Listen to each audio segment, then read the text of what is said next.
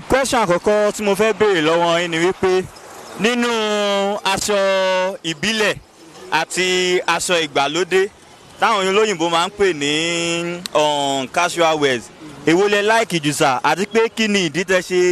fẹ́ràn ẹ̀. Mo láìkì aṣọ ìbílẹ̀.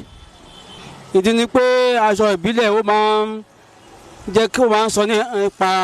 ohun téèyàn jẹ́ gidi. Ṣùgbọ́n ṣé ẹ rí àwọn aṣọ casual kí ní tó máa ń oríṣiríṣi èèyàn ló máa ń wọ̀ with different opinions táwọn èèyàn fi máa ń wọ̀ ẹlòmíì lè wọṣọ ó máa múra játijàti bọ́ tó wá wọṣọ ìbílẹ̀ tó dáa tó jẹ́ moderately wọ́n á mọ̀ pé eléyìí èèyàn gidi ni ọmọ Yorùbá gidi ni and is a very ó dẹ̀ ní good discipline from home. Dárí nǹkan tẹ̀ ń tọ́ láti sọ ni pé aṣọ ìbílẹ̀ ó dáa gan máa ń jẹ́ kí èèyàn mọ̀ pé okay. Aṣọ ìbílẹ̀ máa ń sọ nípa èèyàn